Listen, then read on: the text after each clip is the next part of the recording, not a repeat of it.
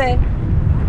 Nous, vos camarades grecs de l'Association du peuple Aube dorée, et moi, en tant que directrice de l'hebdomadaire Embros en avant, nous saluons votre décision de vous rassembler aujourd'hui à l'honneur de votre héroïne nationale, Jeanne d'Arc. Votre hommage est un acte politique, car c'est un acte politique d'honorer ceux qui ont pensé comme nous, avant nous, de nous inspirer de leurs pensées, mais aussi de leurs actions, car eux, ils n'ont pas simplement argumenté, ils ont agi, venu le temps décisif. C'est un acte politique d'assumer chacun sa place dans la chaîne de sang et d'esprit de nos nations.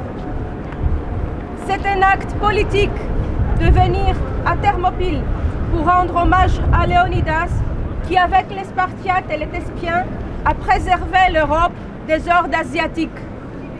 Venir à Athènes pour honorer les morts de Himia face à l'agression turque. Être aujourd'hui ici, à Paris, pour la Sainte Jeanne d'Arc, c'est un acte politique face au multiculturalisme apatride.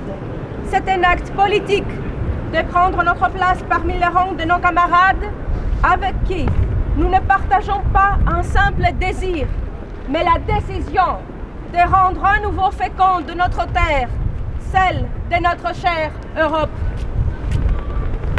Certes, nous avons connu des guerres fratricides qui ont coûté des millions de vies européennes. Il est vrai que nous ne sommes pas d'accord sur tout. Or, il faut assumer notre responsabilité face aux défis de notre époque.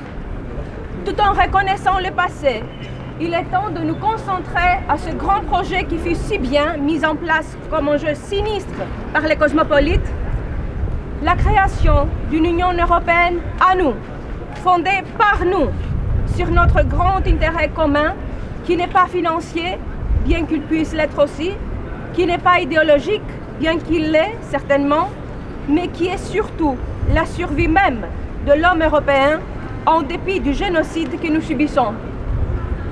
Camarades, y a-t-il d'armes de destruction plus efficaces que de convaincre les mères de notre race de tuer leurs propres enfants dans leur propre ventre? Y a-t-il de passé plus sinistre que de persuader les Européens qu'ils doivent avoir honte de la civilisation, de l'art, de la science dont ils sont les créateurs? Y a-t-il de plus grande insulte contre la nature et face à Dieu que de nier sa propre existence, le cadeau même de la vie? Nous sommes aujourd'hui ici pour défendre ce même droit que Dieu nous a donné et que personne ne peut nous l'enlever à moins que si nous ne le donnions. Nous revendiquons notre droit à penser et à parler comme des hommes et des femmes libres, tels que Dieu nous a créés. La liberté, écrit Kazantzakis, un grand écrivain grec, est un château et on le prend avec sa propre épée.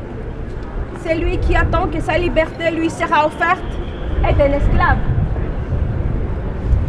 Nous, Européens, chers camarades, nous sommes des hommes et des femmes libres et nous allons conquérir notre liberté comme Jeanne d'Arc, à cheval, avec nos propres mains, sur les ailes de Dieu et de nos ancêtres, à qui nous prions de nous bénir, dans notre combat qui est aussi leur combat, car ils continuent d'exister lorsque nous existons.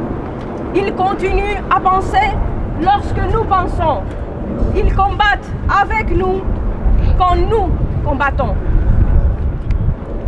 Il y a 5 ans, Aube dorée entrait au Parlement grec. Nous avons été persécutés, emprisonnés, tués, bâillonnés. Mais nous sommes aujourd'hui la 3e force politique de Grèce et nous sommes debout. Nous sommes aux côtés de nos frères et sœurs européens qui mènent le même combat de survie que nous.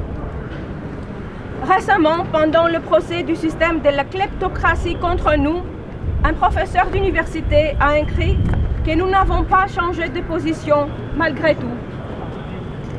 Je vous assure que nous n'avons pas, nous n'allons pas, et c'est ce que je vous demande de faire, ensemble, nous allons libérer nos terres et nos peuples. En avant, à la victoire. Vive la France, vive la Grèce, vive l'Europe des nations.